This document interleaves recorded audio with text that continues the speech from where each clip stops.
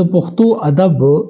یو داسې بدقسمت شاعر دی، د ټولو نه زیات مس انډرسټوډ شاعر دی. د غنی خان سره د نن تاریخه پورې ډیر زیاتې شوی دی. تاسو به دا غي نه خبر نه. پس په 1946 الیکشن کې هغه حصہ واغستله. هغه په مختلفو جیلونو کې وختونه تیر کړو. زمونږ په خلکو کې دا خبره مشهوره ده چې غنی خان صرف شاعر دی. غنی خان نه مخکې بده کې چا کړي او نه د غنی خان نورسته چې هغه لمانوم ورکړی دی مست تصوف. غنی خان د یری په لار باندې الله رب العزت تزان نه رسي. د هر یو شعر نه دا خبره بالکل را اساسي. او غنی خان په الله مین شاعر دی او په داسې موضوعات باندې شعرونه ویلي. غنی خان هغه ته په کوم نظر باندې ګوري نو هغه معاشره باندې او په دې باندې تنقید دی چې خزې د مشل ساتلې دي، بانګونم وي، پرتګم ناچې، شمله د د خان په شان تا چولې ده او په دې لار باندې هغه د الله رب العزت ذات له ورزي او څنګه په بے باکه سره مکالمه کوي. زما ژوند چې کم دی دا یو بے مقصد او بے فائدې دی. زمکم چې غنی خان په پښتو کې د حسن ډسکرپشن کړی دی. گفتار د لیونو کې وی ګلونه هم ماران، قطار د لیونو کې وی ولاړ پیغمبران، پروای غنی نکړي کې سپک تلی کدرون، تف سبدا جهان وی او ستول د دې جهان. السلام علیکم، زه معلم افضل او زه په خپل چینل معلم نامه کې ستاسو په درون حضور کې حاضر یم. قدرمنو، غنی خان د پښتو ادب یو داسې بدقسمت شاعر دی چې هغه ته چې کوم حق ملاویدل پکارو نو د هغه یو حصہ ورته نه ده ملاو. غنی خان په پښتنو کې د ټولو نه زیات مس انډرسټوډ شاعر دی او د ټولو نه زیات اګنورډ شاعر دی. ما چې کله اراده وکړه چې زه په غنی خان باندې یو ویډیو ریکارډ کوم نو پروفیسر کریم خان خټک صاحب چې د غنی خان یو ډیر غټ فین دی او د غنی خان سره به حدا او به کچ مینه ده او وی ماته حکم وکاو او دا غوی په اصرار باندې چې د غنی خان سره د نن تاریخه پورې ډیر زیاتې شوی دی او غنی خان د خپل حق نه دی ملاو شوی. غنی خان چې څومره په پښتنو کې د دوی پہچان پکارو، د دوی پیژنګلو پکاروا، د دوی مشورتیا پکاروا او د دوی په پکاروا خلکو ته نو هغه غنی خان ته په سلو کې 1% هم نه د ملو شوی. نو لہذا هغه د اصرار وکړو او ماته بار دا خبر وکړه چې غنی خان ته ستاب ویډیو کې کم از کم انصاف ملاویدل پکار دی. نو مخکې زما اراده دا و چې زه په غنی خان باندې کوم ویډیو ریکارډ کوم، هغه زه صرف یو ویډیو ریکارډ کوم، خو د هغه په اصرار باندې اوس او غنی خان باندې کنټینټ ډیر زیات دی، په دې کې هیڅ شک نشته او په غنی خان باندې چې کم کار دی او کم په کول پکار دی او د کم چې گنجائش دی نو یو دونه چې هغه خو په سلګونو ویډیو کې دا هغه راتله ناممکن دي. خو بهر حال ما فیصله کړې چې ان شاء الله د غنی خان چې کوم سیریز دی نو هغه به زه په 3 ویډیوګانو کې تاسو ته پیش کوم. په دې سیریز کې به زه کوشش دا کوم چې تاسو ته د غنی خان د ژوند او د شاعري هغه اړخونه وخم چې په کم باندې د نن تاریخ پور چا بحث نه دی کړی او تاسو به ډیر زیات معلومات داسې ووري چې تاسو به پړومبي ځل باندې ووري ان شاء الله او تاسو به د دین مخکې نه اوریدلی. د دین علاوه د غنی خان د کلام داسې نمونه به تاسو ته وړاندې کړی شي چې تاسو به د دین مخکې نه اوریدلی یا تاسو به داغې نه خبر نه او ډیرو کم خلکو به باغې باندې روشنی اچولي. نو اوس موږ راځو د غنی خان د شاعري طرف ته او داغې نه مخکې د هغه د ژوند طرف ته موږ راځو. غنی خان په کال 1914 کې په اتمانزو کې د باچا خان کره پیدا شوی دی چې کوم عبدالغفار خان خپل نوم دی او په باچا خان باندې په پښتنو کې مشهور دی. زه به تاسو ته د هغوی د ژوند چیدا چې کوم غټه خبرې دي هغه په 2-3 الفاظو کې راغونډې کوم. غنی خان خپل میټرک چې وکړو د هغې نه پس د هایر ایجوکیشن دپاره جامعه ملیه دلی ته لاړو. د هغه ځای نه بیا هغه انګلستان ته لاړو یو کې ته او څه وخت الته تیر کو د هغه ځای نه بیا یو اس ته لاړو، امریکې ته لاړو او په کیمیکل انجینرینګ کې هغه خپل ډیګري ترلاسه کړله. دا غي نه پس بیا واپس انګلستان ته راغله او په هندستان د انګلستان نه بیا واپس هندستان ته راغله، په هندستان شوګر ملز کې جاب شروع کو او دا غي نه پس بیا راغله او په مردان کې په تخبي شوګر ملز مردان کې هغه جاب شروع کو. دا خو دا وی کیریر شو. د دې نه پس په 1946 الیکشن کې هغه حصہ واغستله او په متحده هندستان کې هغه د اسمبلی ممبر جوړ شو. یعنی د پاکستان جوړېدو نه مخکې چې د 1946 کوم الیکشن دی په هغه کې هغه د اسمبلی ممبر جوړ شو. د 1947 نواله 54 پورې هغه په مختلفو جیلونو کې وختونه تیر کړ او په دغه وخت کې هغه خپل د شاعرۍ لومبه کتاب د پنجرې چغارم ولیکو. اوس د غنی خان خدا شخصي ژوند د دینه پس اوس مونږ راځو د دوی د شخصیت اړخونو ته. غنی خان صرف شاعر نه دی، یو خو زمونږ په خلکو کې دا خبره مشهوره ده چې غنی خان صرف شاعر دی او مونږ غنی خان صرف د هغوی په شعرونو باندې پیژنو او غنی خان مونږ ایز ا شاعر پیژنو. خو قدرمنو د غنی خان یو مشهور نظم دی چې باغی کې هغه وایي چې ماویل غنیار سه بی انداز غوندي، ادب د در کې کم زبان دراز غوندي، قصه د گډه وډه نسم خان شوی نه ټوکی شوی خو ته د دو پیازو کې سه درې پیاز غوندي، او لنده د ماته ګډه او شړل بډل د غشي خو غزار د رسالګي تیرانداز غوندي. نو په هغه کې یو شعر دی که څنګه وی که تراش وی که چاربه ته که بدله پخپل لار رواني به استاد غوندي. نو قدرمنو په دې شعر کې غنی خان وای که څنګه وی که تراش وی که چاربه ته که بدله. یو خدا چې غنی خان چې کوم دی دا یو بهترین مجسمه سازو. د دوی په میوزیم کې اوس هم د دوی مجسمه پرتی دي او دا مجسمه سازو. د دین علاوه دا یو ډیر غټ مصور او ډیر بهترین تصویران به جوړول او د دین علاوه ک چاربه ته بدله پولیسي شاعرۍ کې د دوی خدمات دي او نور شعري مجموعه خو تاسو ته الریډي پته ده چې دا شاعر دی. اوس د غنی خان چې کوم اسلوب دی او د دوی چې کوم د شاعرۍ انداز دی نو هغه د باقی ټول شعراونو بدل دی. د غنی خان د شاعرۍ خپل ځانګړی لار ده، د غنی خان خپل ځانګړی سټایل دی او دوی چې کوم سټایل کې لیکل کړي دي نو د غنی خان نه مخکې بده کې چا کړي او نه د غنی خان وروسته کړي. غنی خان د پښتو یو داسې شاعر دی چې نه څوک فالو کړي او نه چا فالو کړي. د دوی سټایل یونیک دی. اوس د دوی چې کوم موضوعات دي نو هغه نادر موضوعات دي او هغه داسې موضوعات دي چې په هغه باندې مخکې ډیر کم خلکو لیکل کړي. لکه مثال خبره په چرګ باندې د غنی خان اوس نظم دی، هغه با پر اروان یو لږ منټونو کې زه تاسو ته وړاندې کوم. د دې نه علاوه دوی شاعرۍ لا یو نوې رنگ ورکو او یو نوې سټایل ورکو. د غنی خان د شاعرۍ کوم د اړخونو خبرو کو نو اړخونو خو د دوی ډیر زیات دي، خو د دوی چې کوم ډیر ښکارا اړخونه دي یو د دوی جمالیات دي. صحیح ده جی. د جمالیاتو نه علاوه د دوی فلسفه ده او بل د دوی تصوف ده. خو د دوی تصوف چې کوم دی هغه ډیر یو بهترین او یو ډیر عجیبه تصوف دی چې هغه لمانوم ورکړی دی مست تصوف. مست تصوف ما ولې دی لنوم ورکړی چې غنی خان د حسن په لار باندې الله پاک تزي، غنی خان د جمالیات په لار باندې الله پاک تزي، غنی خان د یره په لار باندې الله رب العزت تزان نه رسي. نو کوم د جمالیات په لار د الله رب العزت ذات ته رسیدل د حسن په لار باندې تل نو دا مونږ وایو چې غنی خان تصوف، روحانیت او رومانیت دا درې وانه سيزونه رايوځي کړی دي، دا دوی په یو سانچه کې بند کړی دي. بل د غنی خان په شاعرۍ کې علمیت ده، داسې د پوهې خبرې دي پکې، داسې د علم خبرې دي پکې او د دین علاوه د غنی خان په شاعرۍ کې مقصدیت ده، بے مقصد شاعري نه ده. هغه بمنګه مخکې شعرونو کې تاسو ته وړاندې کو چې څنګه د کم یو شعر څه مطلب دی او کم مطلبونه دي د دوی په شاعرۍ کې. او د دین علاوه د غنی خان سوچ انتهایی پوزټیو دی. غنی خان د یو مثبت سوچ مالک دی او د هغوی د شاعرۍ نه د هر یو شعر نه دا خبره بالکل راساسي چې د غنی خان سوچ څومره پوزټیو دی او د دوی سوچ څومره مثبت دی. د غنی خان شعرونو ته د تلو نه مخکې زه دا ضروري ګڼم چې تاسو ته د اباسین صاحب د ډاکټر اباسین صاحب هغه قول وړاندې کوم. اباسین صاحب فرمایي چې خوشحال خان خټک په پښتون قام مین شاعر دی، عبدالرحمن بابا په رسول الله صلی الله علیه وسلم باندې مین شاعر دی، حمزه بابا په اهل بیت باندې مین شاعر دی او غنی خان په الله مین شاعر دی. د غنی خان په شاعرۍ کې چې چرته د جانان ذکر دی نو هغه د الله رب العزت ذکر کوي. غنی خان د الله رب العزت سره چې کوم مینه کوي او هغه په کوم الفاظو کې بیانې نو هغه بالکل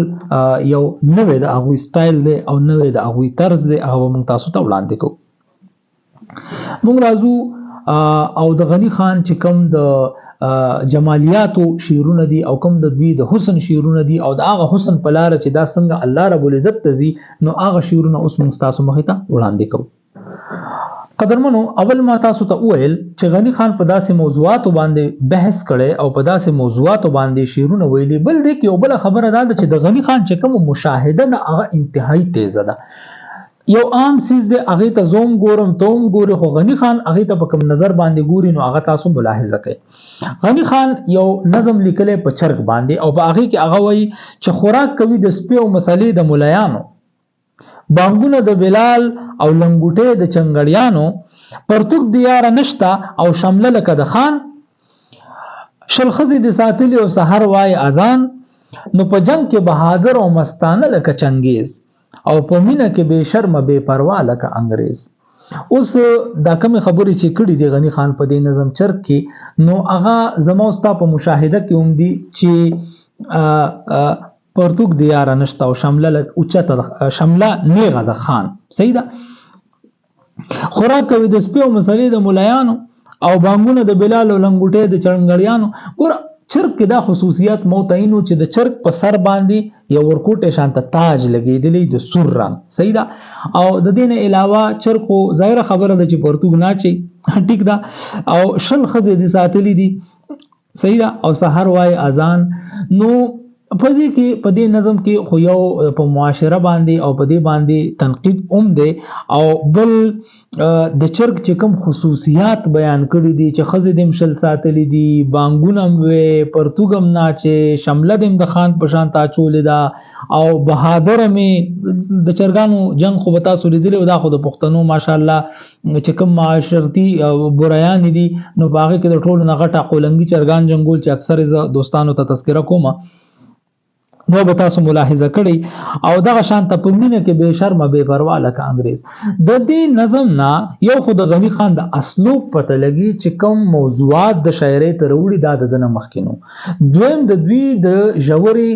مشاهده پته لګي او د تیز مشاهده پته لګي چې د غنی خان مشاهده څومره تیز ده او هغه معاشري ته په کوم نظر باندې ګوري. دغه شانته غنی خان په بل ځای کې وایي او تپوس د حسن مکوه او تپوس د حسن مکوا، سمندر شي څوک تللې، څوک سپوږمۍ شي رانیولې، څوک زهرا شي ښکلولې. د حسن تشبیه د کوم کوم سيزونو سره ورکړی ده چې حسن د حسن تپوس مکوا. حسن خو یو سمندر دی، د حسن بے حد او بے پایان سیز دی، د دې احاطه کول ډیر مشکل دي. نو د دې تپوس معنی مکوه چې حسن څه ته وي. حسن څه شی دی؟ دا خو یو سمندر دی، او سمندر د نن تاریخ پورچا تللې اچا نه دی تللې، ممکن نه ده. نو دغه شانته څوک سپوږمۍ شي رانیولې، سپوږمۍ حسن دی، سپوږمۍ څوک رانیولې شي، څوک زهرا شي ښکلولې. نو د حسن منګه ته ډیفینیشن داسې وکړو چې دا یو داسې سیز دی چې دا ډیسکرایب کیږي نه، دا تللې نشي، دا سم مټیریل تھنګ نه دی چې دا څوک اوتلی، او نه دا یو داسې سیز دی چې دا څوک روونی سي نه سی کی. دا یو تجربه ده چې د یو عاشق په زړه کې پیدا کیږي د خپل معشوق د پاره، او هغه د خيستا او د بدرنګ، د سپین او د تور او د جغرافینا بالا سيزونه دي. دغه شان په یو بل ځای کې غنی خان فرمایي چې اے زما مغرور یارا زه خالق ستاد جمال، او دایم زه چې کله گل شم کله نور کله وصال، او کله اور ستا د سرو شوندو کله ستا د زن خال. دغه شان یو بل ځای کې غنی خان فرمایي چې اے زما مغرور یارا زه خالق ستا د جمال، او دایم زه چې کله گل شم کله نور کله وصال، کله اور ستا د سرو شوندو کله ستا د زن خال.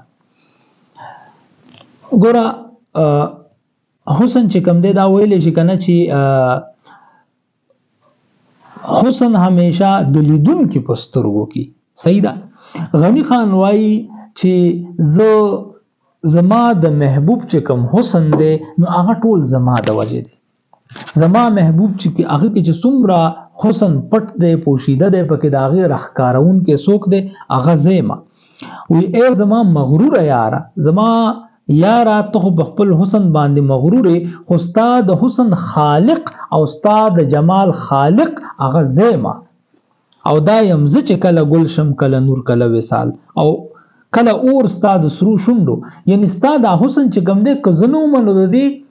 بیانول بچا کول د دې را سرګندول بچا کول او کزنو ما نو د دې لیدل بچا کول او د دې قدر بچا کو نو دا چې کوم دا زکوم لہذا استاد حسن چې کوم وجدا نو هغه زما د وجدا